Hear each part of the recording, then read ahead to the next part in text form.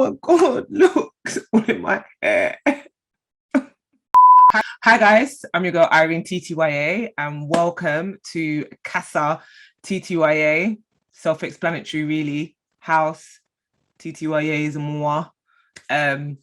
So yeah, I'm renovating my 1930s end of terraced home. I'm a first-time buyer, so I'm gonna be sharing my whole experience with you. And I don't know if this is a good thing or a bad thing, but I've basically gutted my whole house from top to bottom and completely renovating it and doing a 5-meter extension on the back of my house, single story, because that's all that money would allow right now, you know. But single story. Why's my earbud back like this? Let's push this back. Shy. Okay. Anyway, yeah. So single story, we're back extension, and then a complete renovation. And I'm excited to kind of take you guys throughout this whole journey. Pros, cons, tears, laughter. It's all there. So yeah, let's kind of like, before I can really talk about where I'm going and the whole actual renovation process and get into the whole extension, I kind of wanted to explain a little bit about how I even got here in the first place. Being self-employed is actually really tough, especially with the pandemic. And I honestly just count my blessings so much that I was able to kind of figure it all out and be able to buy a house during the pandemic. I think the kind of first search criteria, I grew up in Brixton, from South London, and immediately I was like, I want to stay in Brixton. I don't want to move. You can ask my friend Oriana. She was giving me all sorts of miscellaneous postcodes, and I was like, I'm not moving there. I'm staying here. Anyway, fast forward, gentrification, all of that good stuff. I found myself slowly moving out. And you know, it was tough for me, I'm not gonna lie, because I think when you grow up always having the tube, always kind of been like, it used to take me like 10 minutes to get to Oxford Circus, like literally. So moving to looking at areas now where there wasn't, this is really bugging me, sorry guys. Looking at areas where there wasn't really any tube, there was just overhead train. It literally scared me because I'm literally a city girl, so I've always had the tube. So, but when I started to, you know what really made me change my mind? The pandemic, because being in a flat, I had a balcony, but it was so important to have outdoor space. And I don't know how you guys felt about it, but the pandemic, like literally U-turned and U-shaped everything for me. Like I wanted space, I wanted a garden, I wanted a driveway, I wanted to be able to look out the window and see my car outside. Like it's just so many little things that I hadn't really thought of before now became such a priority to me. And you know, just valuing your space and taking pride in your space. And I lived in a new build, so I was really lucky during the pandemic, in the sense of, you know, in my complex was really cool, was really cute, like had a really amazing green area right in front. So if I needed air and I needed to be outside, I could be outside, y'all. But it wasn't the same as having a garden and like having your own space.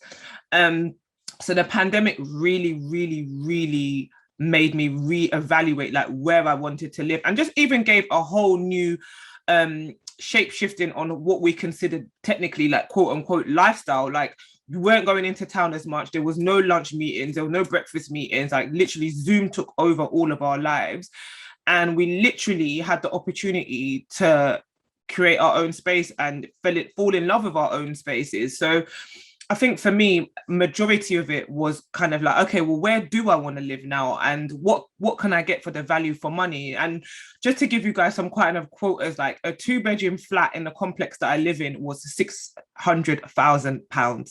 And that was for a 2-bedroom flat, like no garden, small balconies, you know, a little bit of, you know, all in one new build razzmatazz. But for £600,000, it weren't really getting you a lot of space.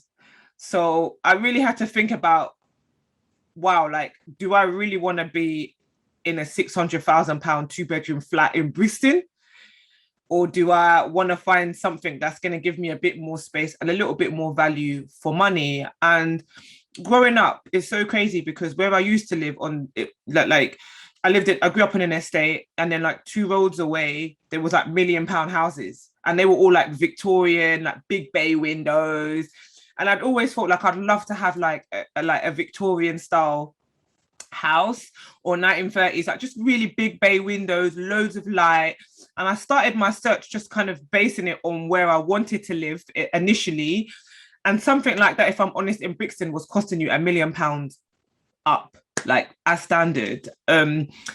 So I started to move out and out and out and out a little bit. And I'm not even that far. I'm literally like 30 minutes away. But it does feel like a whole new environment because of like, I'm not really familiar with the area. I didn't grow up. And it's just finding everything new for the first time, which was really scary, if I'm honest, at first. But now I love it. Like, I'm accustomed to it. So yeah, with my search criteria, matters. So let's get into search criteria. So search criteria, it became like a job. And I'm looking at my nails, and because I've been doing reno, I'm actually disgraced to show them. But alas, this is real life, guys. This is real reno life when your nails look like this. But higgy hagger. But anyway, search criteria. So my full-time job became Zoopla and Rightmove. I'm not gonna lie to you. Like, when I woke up in the morning, refresh. And I refreshed so much and became so familiar with like floor plans, square footage. I only went to like 6 viewings of properties before I kind of really had a taste for what I want. I know they really always kind of say that you shouldn't really waste a seller's time, but I feel like you need to go to properties to really start to whittle down what you want and what you need.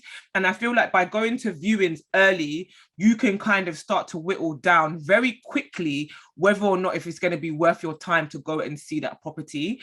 So Rightmove, like I said, Rightmove and Zoopla became my best friends. Like, every morning I would like research, rejig, relook at properties, relook at floor plans, and you very quickly begin to think, now this isn't for me. Or you can start to understand angles. Like, girls, we all know the vibe. Instagram, you know how to snap from the good angles. People snap their houses from the good angles. So you start to realize, right, they're taking it from really up here, they're trying to make it a little bigger. It's a small space, you know? And so you can quickly try to dissect. And I feel like I became very good at knowing what was going to work for me, what wasn't. And I'm going to share something with you guys that's actually really, really bonkers. I found my house last year, so 2020, when I was in Ghana. Like, literally every morning I would still wake up and search Zoopla and Rightmove, and I found my house. I knew, as soon as I saw it, I knew it was my house, because I thought like, wow, it's got good square footage. It was actually advertised as a 2-bed at the time, but we'll get onto that a bit later. It was advertised as a 2-bed at the time, and I quickly looked at it. It had a garden, and I thought it had so much potential. It was on the kind of the surface of it wasn't to my tasting. And bearing in mind, guys, I've come from a new build. So everything was shiny, polished, oak floors. Everything was done to a really high spec. Ensuite, you know, built-in wardrobes, engineered wood flooring. Like, everything was just crisp white, just new and shiny. So that's what I'd come from. So when I initially started looking into 1930s houses, I was like,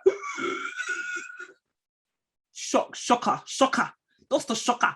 But then I also looked at, like, if you can find the right location, if you can invest and if you can save some money. So the 600,000 that they were quoting for a 2-bedroom flat in Brixton, if you found something that was like at less than that and invested the money into fixing it to the standard that you want it to be, what you would reap would be so much more. And it just made much more sense, like I said, especially after the pandemic. So for me, I basically found what I was looking for. I thought it's definitely good. It makes a good foundation. Anything that I was searching for, my criteria was just for it to have good foundations. And by good foundations, I felt like I really wanted more than 2 bedrooms. I really wanted good structure, good foundation. So a good living room, a good dining room area, a good garden, and good sized rooms. And that was one of the downsides of living in a new build, is that I didn't really feel like the doubles were really doubling. Do you know what I'm saying? Like, they're giving me plus size single with ensuite. So like, I really wanted like lighting, a south facing garden, and the rooms to be doubling. So after a couple of months of searching, let me be specific actually. It took me, I would say, it happened so quickly for me because I actually treated it like a full-time job, like every day, all day. Like, I was on Rightmove and on Zoopla. So it took me 3 months to find my house. And it was actually a toss-up between two houses in the end. One of them was by a cemetery, and I said my mum will never come to visit me if I buy this house that's near a cemetery. So that one had to go in the bin. So yeah, let me get into a little bit why I felt reno project versus ready-made, aka new build. Pros of a reno project is that you basically get to customize the space completely to your needs and your wants. And for me, that meant like storage. That was one thing that I definitely lacked in my new build, was storage, was space. And again, I think for me, was just like having its own identity. I think in a new build, every flat kind of looks, the shell is the same. And I know like you kind of make it your own vibe, but I just felt like with a reno project, I definitely get to like completely tailor it to me. It's my house. Also, but it was a tough battle for me because I'm not gonna lie. I like a new build, guys. I like things very shiny. I like things very new and working. I don't want to be looking at one ratatata boiler. I like everything very polished. So it was really hard for me to think outside of that. But once I brought my mind around to it, it was amazing. I could just see so much endless possibility. And that's what really excited me. It made me feel like, wow, like I get to completely make this my own. I get to completely explore all opportunities, and I get to completely make this my own space. Being self-employed and being a woman and doing a mortgage on your own is actually really, really tough. A lot tougher than I think people have previously admitted. I was actually told by two male brokers that when I was applying for my mortgage, that I should really just not do it, that I should wait till I'm in a relationship, and it would look so much better on paper if there was like two incomes. And basically they were telling me I should wait for a partner before I went to get a mortgage. And I'm actually really happy that I had a way more thicker skin than that, and I was a bit more resilient because I ended up doing it on my own. And the sad thing is that there's probably women that they might have said that to who maybe never had the confidence to pursue. The sick thing is that my broker was actually female. As soon as I went to her, she was like, yeah, we need to do this. And when I say this, I'm not breezing over it. I can get into a little bit more detail. So, you know, I had to really just like watch what I was spending. Like, I'm not going to lie to you guys. A lot of my debit card was Amazon, where we're in a pandemic, Amazon. And obviously to a lender, that just looks like you're just crazy, like you're just spending your money anyhow, like you've got no limitations. So we had to just reduce the Amazon for 3 months. We had to close it up. So she gave me loads and loads of like useful tips. And I'll probably do a whole other episode on what those were later. But I really didn't want this vlog to kind of be like, oh, a dictatorship and me telling you what I think you should do. I just, first of all, want to like put disclaimer that I'm talking from my personal experience. Everything that I say on this platform is from my personal experience. And, you know, for me, I was really excited that I had a female broker. She was fire. Her name was Jo. And she really like put me through my paces. Like, she really made me work hard for my mortgage. And you know, like sometimes you think, oh, you know, that form is waiting for you to fill it out and you'll be dodging every which circle to try and not do it. But Jo will have me on my toes like, babe, deadline, I need this form. Hello, are you still there? So she had me on my toes, and I was really grateful for that actually, because it really pushed me, and she really believed that I could do this on my own. And I'm grateful that I was able to get, you know, I had my deposit and I was able to kind of move forward and do this whole process on my own. And I'm not saying that that's the best situation for everybody, but it worked for me. Looking back on it now, it has been really stressful. And yes, is it nice to maybe have done it with a partner and had someone to lean on through the difficult times? Absolutely. But unfortunately, alas, guys, it is what it is. I'm here, no higgy haga, you know, I got my back, it's me, myself, and I, no pun intended. But, you know, I think for me, what that gave me is a sense of accountability as well, and knowing that I don't really have anyone else to rely on but me. So it is what it is. And Joe was amazing in just like pushing me to make me feel like I could do it. So, you know, those two mo brokers that told me that I couldn't do it, I have a house now. Sorry about it.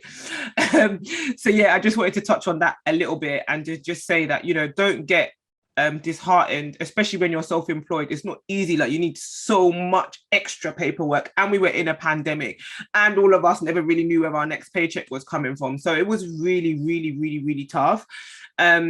But yeah, like having a female broker, I feel for me anyway, made so much difference because the numbers were adding. It was just like, you know, just getting a few things in order, like I discussed previously about my Amazon spending in check. And I was kind of good to go. And then one thing I realized about this whole mortgage process is just about looking appealing to the lender. That's all it is. Once you look appealing to the lender and you've got your deposit, my dear, it's just finding the house. So guys, you have to stay tuned. It's a vibe. There's energy. You see the ups, you see the downs. And also I'm going to lean on you guys for your expertise. I think the great thing about social media is you can be so inspired. You can see other people's stories. You can see what other people have done with their spaces. And, you know, I'm going to get into the next episode. I'm going to talk to you guys a little bit more about Thames Water Build Over Agreement, planning permission, finding my architect, finding my structural engineer, and we're going to get into the renovation. So guys, stay tuned. It's your girl Irene TTYA, and this is going to be Casattya TTYA. Peace.